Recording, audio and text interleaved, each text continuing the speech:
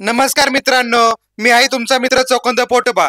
तर आजच्या व्हिडिओमध्ये आपण पाहणार आहे सोडा आणि इनो शिवाय बनणारा ढोकळ्याची दुकानातील सिक्रेट रेसिपी। तर चला पाहूया। नमस्कार मित्रांनो, मी आहे तुमचा मित्र चोखंद पोटोबा। आज पुन्हा एक विशेष व्हिडिओ घेऊन आलो मित्रांनो, खास तुमच्यासाठी। तर आजच्या व्हिडिओमध्ये आपण काय करणार माहिती का, गुजरातचा स्पेशल डिश आहे मित्रांनो। तर गुजरातची स्पेशल डिश खमण ढोकळा। तर खमण ढोकळा कसा बनवायचा ना, जी आपण आहे ना डिटेल मध्ये माहिती घेणार आहे मित्रांनो। आहे ना बरेच लोक घरी बनवायचा ट्राय करतात ढोकळा। काही लोक इनो टाकतात, काही लोक दही टाकतात, काही लोक लिंबाचा वापर करतात, वेगवेगळ्या प्रकारे ढोकळा करण्याचा प्रयत्न करतात। पण ढोकळा कधी सक्सेस होतो, कधी सक्सेस होत नाही। पण प्रत्येक मित्राला ना स्वीट होम किंवा हॉटेल मधला जो ढोकळा असतो ना तो जास्त आवडतो। तेच टेक्स्चर, तो स्पॉन्जीनेस तो घरी अचीव होत नाही मित्रांनो। तर ते अचीव करण्यासाठी ना जे काही सिक्रेट रेसिपी असतात ना, ज्या छोट्या छोट्या टिप्स आहेत ते आज मी तुम्हाला सविस्तर सांगणार आहे मित्रांनो। तर व्हिडिओ शेवटपर्यंत बघा मित्रांनो। तर आजचे व्हिडिओ खूप भारी असणार आहे, तुमच्या नक्कीच फायद्याचे असणार आहे।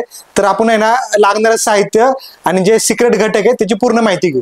तर खमण ढोकळा बनवण्यासाठी लागणारं साहित्य बघूया मित्रांनो। तर आपण काय केलं मित्रांनो, ह्या वाटीचं आपण आहे ना प्रमाण म्हणून ही साईज आपण सिलेक्ट केलेली आहे। तुमच्याकडे वेगळ्या साईजचं कप असू शकतो, तुमच्या म्हणजे तुम्हाला सोयीस्कर जे भांडं वाटेल ना ते तुम्ही घेऊ शकता। तर आम्ही वाटी घेतलेली आहे। तर आपण काय केलेलं, एक वाटी पाणी घेतलेलं आहे। तर एवढ्याच 2 वाट्या आपल्याला ना बेसन पीठ घ्यायचं मित्रांनो। आणि बेसन पीठ घेताना ना बेसन पीठ असं घ्यायचंय, एकदम बारीक घ्यायचंय, मोठं मोठं घ्यायचं नाही। तर ही टिप्सच म्हणून घ्या मित्रांनो की बेसन आहे तर आपल्याला एकदम पातळ बारीक केलेलं पाहिजे। त्याचबरोबर आपल्याला ना मित्रांनो आपण आहे ना सायट्रिक ऍसिडचा वापर करणार मित्रांनो। याला सायट्रिक ऍसिड किंवा लिंब सत्व असं म्हणतात। हे सर्वसाधारण जनरल स्टोअर किंवा किराणा मालाच्या दुकानावर तुम्हाला आरामात उपलब्ध होईल।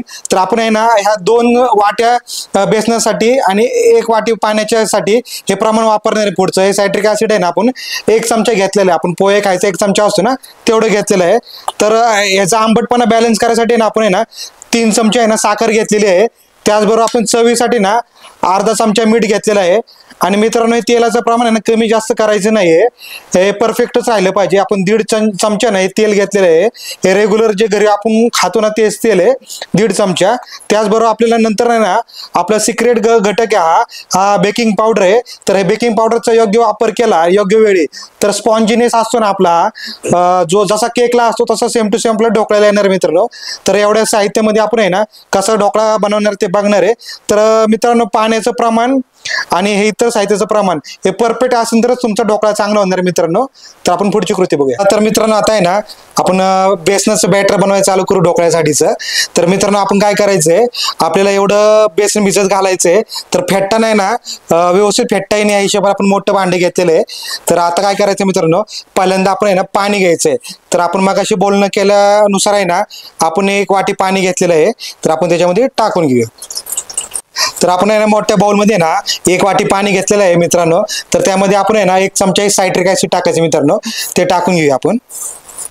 त्याचबरोबर ना सायट्रिक ऍसिडचा ना आंबटपणा आहे ना कमी करण्यासाठी आपण आहे ना 3 चमचे आपण आहे ना साखर टाकणार, म्हणजे आपली चव बॅलन्स होईल।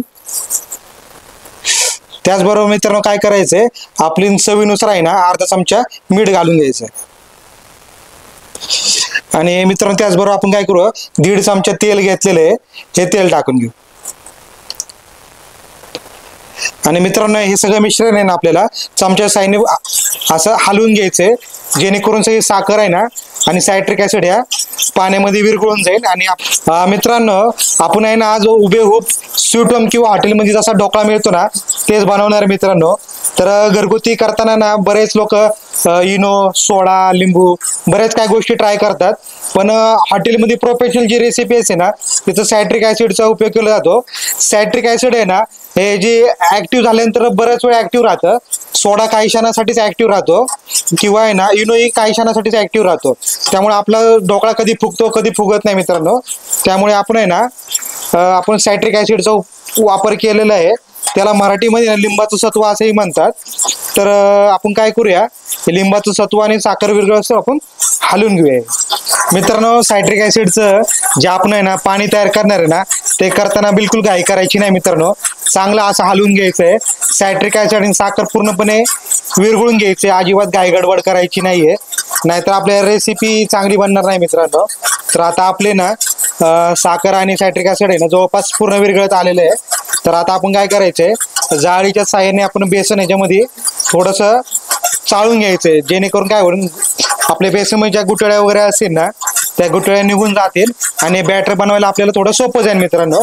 तर मगाशी तुम्हाला सांगितलं मित्रांनो, आपण जो खमण ढोकळा बनवायसाठी ना जे आपण बेसन घेणार आहे मित्रांनो, ते एकदम फाईन, एकदम बारीक पावडर पाहिजे मित्रांनो. आपण वडापाव किंवा भजीसाठी कसं मोठं मोठं ठेवतो तसं ठेवायचं नाही. खमण ढोकळ्यासाठी नेहमी ना पातळच बेसन वापरायचे, त्यामुळे आपला जाळी सुटणार आहे मित्रांनो खमण ढोकळ्याला. तर आता काय करूया, आपण जाळीच्या साह्याने चाळून घेऊ आपण बेसन. तर मित्रांनो आता काय करायचंय, आपलं सायट्रिक ऍसिडचं पाणी तयार आहे. तर आता आपण काय करायचं, या चाळणीच्या साह्याने ना बेसन आपण चाळून घ्यायचंय, म्हणजे आपल्या गुठळ्या होणार नाहीत. तर आता आपण काय केलंय, 2 वाटी बेसन याच्यामध्ये टाकून घेऊया. तर मित्रांनो आपण काय करायचं, आता बेसन हे चमच्याच्या साह्याने असं या चाळणीमध्ये असं प्रेस करायचं मित्रांनो, जेणेकरून काय होईल, आपले जे बेसन आहे ना खाली असं मोकळं मोकळं पडेल आणि आपल्या गाठी होणार नाहीत आपल्या मिश्रणामध्ये. पाहू शकतो मित्रांनो, आपण पूर्णपणे बेसन आहे ना चाळणीच्या साह्याने चाळून घेतले, जेणेकरून आहे ना आपलं बेसन सुट्ट सुट्ट पडेल आणि पाण्यामध्ये मिसळताना त्याच्या गुठळ्या होणार नाही मित्रांनो, काम करायला सोपं होईल. तर थोडा थोडा चाळ राहिलेला आहे, हा चाळ काढून आपण टाकून द्यायचा. तर मित्रांनो आता आहे ना महत्वाची स्टेप आहे मित्रांनो, आपण चाळणीच्या साह्याने तर सगळं चाळून घेतलेलं आहे. तर हे बीटरच्या किंवा फेटणीच्या साह्याने आपण आहे ना मिक्स करून घ्यायचंय. तर आमच्याकडं अवेलेबल नव्हती, तर आम्ही असं जुगाड बनवलेलं काटे चमच्यापासून.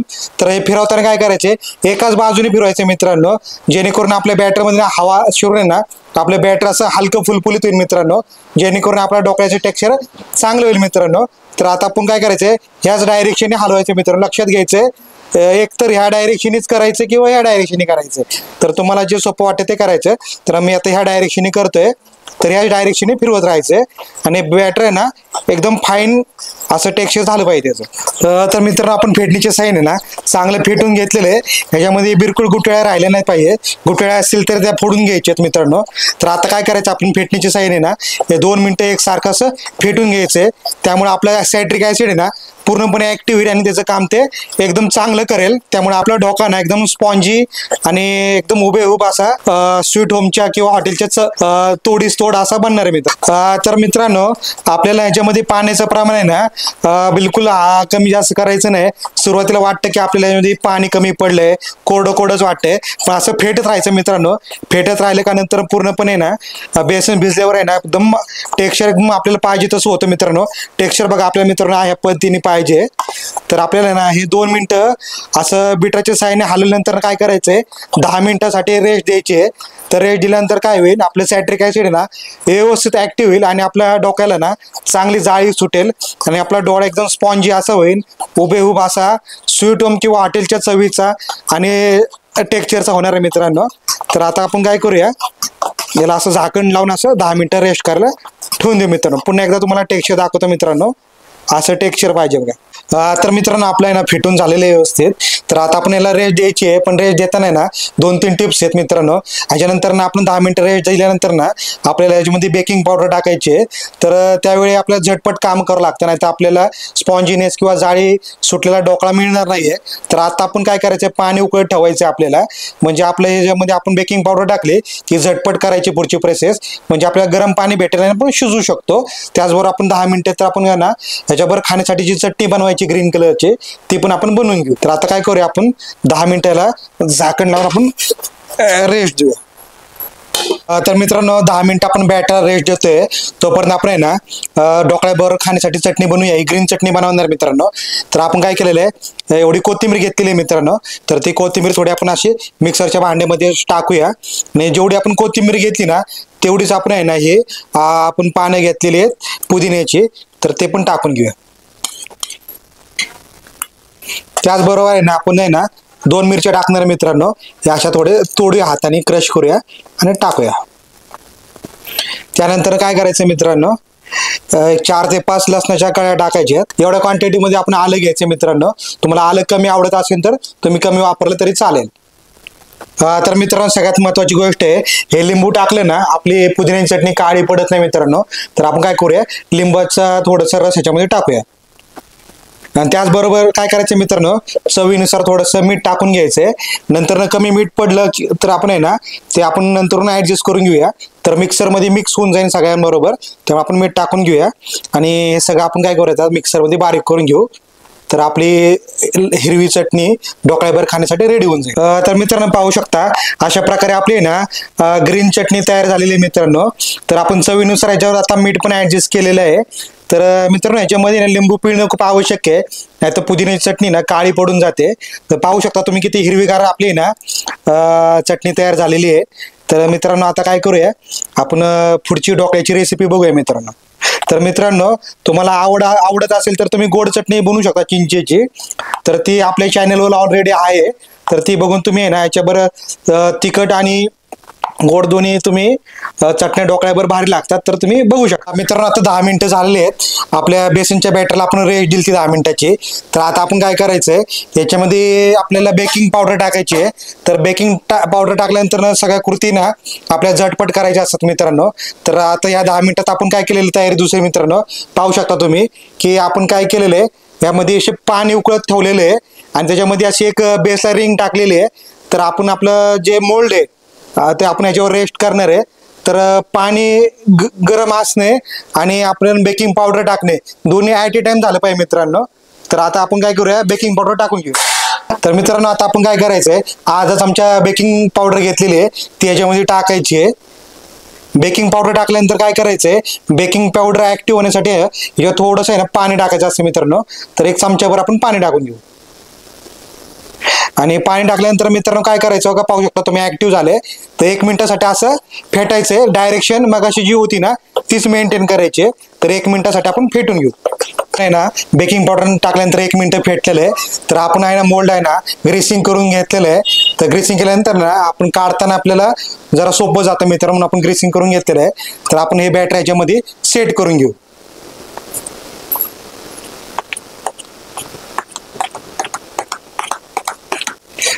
तर मित्रांनो पाहू शकता आपण आहे ना आपलं बॅटर आहे ना मोल्ड मध्ये टाकलेलं आहे. थोडंसं असं बॅटर सेट करून घ्यायचं, थोडंसं आपटून ह्याच्यामधले एअर बबल सगळे निघून गेले पाहिजेत.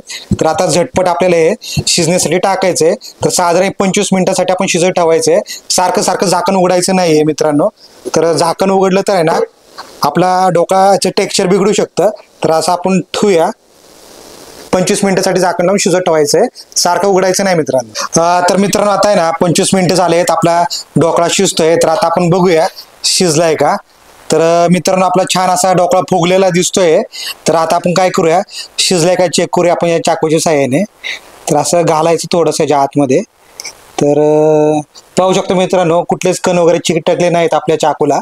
तर याचा अर्थ ना आपला ढोकळा एकदम छान शिजलेला आहे. तर आता आपण काय करूया, आपला ढोकळा 10 मिनिटासाठी थंड करायला ठेवूया आणि थंड झाल्यानंतर आपण अनमोल्ड करून काढून घेऊया. तर मित्रांनो आता काय करूया, आपला ढोकळा थंड होऊन सेट होतो तर आपण ना फोडणीची तयारी करून घेऊ. वरती चांगला तडका बसला ना तो ढोकळा 1 नंबर लागतो मित्रांनो. तर त्यासाठी आपण काय केलेलं आहे, कढई गरम करत ठेवलेली आहे आणि 2 चमचे आपण तेल घेतलेलं आहे आणि 1 चमचा आपण आहे ना मोहरी घेतलेली आहे, कढीपत्ता घेतलेला आहे आणि साखराचं पाणी करायसाठी आपण आहे ना पाणी आणि साखर घेतलेलं आहे मित्रांनो. आपण 1 कपभर पाणी घ्यायचंय. त्याचबरोबर आपण अशा मध्ये ना चिरा पाडून आपण अशा मिरच्या घेतल्या 4 ते 5 आणि आपण गार्निशिंग साठी वरून आहे ना टाकायला कोथिंबीर घेतलेली आहे. तर आता काय करूया, आपली कढई छान तापली तर आपण याच्यामध्ये तेल टाकून घेऊ. आता आपलं तेल चांगलं तापलेलं आहे, तर त्याच्यामध्ये आपण आहे ना मोहरी टाकून घेऊ. मोहरी आपली छान तडतडली ना मित्रांनो की लगेच कढीपत्ता टाकून घेऊ. कढीपत्ता पण आपला छान तडता झाला मित्रांनो की लगेच आपण आपल्या मिरच्या टाकून घेऊ आणि मिरचीचा कच्चापणा जास्त पण चांगला तळून घेऊ. कच्चापणा असेल ना तर खाण्यास मजा येत नाही मित्रांनो. तर आपण कच्चापणा जास्त. मित्रांनो तडक्यामध्ये तुम्हाला आहे ना हिंग आवडत असेल ना तर तुम्ही हिंग पण टाकू शकता. तर आता काय करायचं मित्रांनो, तर आपण याच्यामध्ये ना साधारण अर्धा कप आहे ना पाणी टाकून घेऊ आणि पाणी टाकल्यानंतर आहे ना याच्यामध्ये आपण आहे ना 1 चमचा साखर टाकून घेऊ आणि आपली साखर चांगली आहे ना विरघळून घेऊ आणि 1 उकळी काढून घेऊ. साखर आहे ना पूर्णपणे विरघळली पाहिजे आणि लय छान उकळी आली पाहिजे. तोपर्यंत आपण आहे ना हे करणं अपेक्षित आहे आणि उकळी आल्यानंतर गॅस बंद करून आपण आहे ना थंड करून घ्यायचं आहे आणि मग आपल्याला आपल्या ढोकळ्यावर ही फोडणी टाकायची आहे मित्रांनो. तर आता काय करूया, आपण गॅस बंद करूया आणि थंड वस्तूवर थोडं थांबूया. आपण आहे ना अळमळ करून घेतलेलं आहे आपला ढोकळा. तर पाहू शकता एकदम असं स्पॉन्जी झालेला आहे. तर आपल्याला हव्या त्या आकारामध्ये ना तुम्ही कटिंग करून घ्यायचंय. तर आता आपण कटिंग करून झाल्यानंतर बघू. तर मित्रांनो, आपण आपले ढोकळा कटिंग करून घेतलेलं आहे. तर आपली फोडणी पण थंड झालेली आहे. तर आता आपण काय करूया, ती फोडणी आपण त्याच्यावर टाकून घेऊ.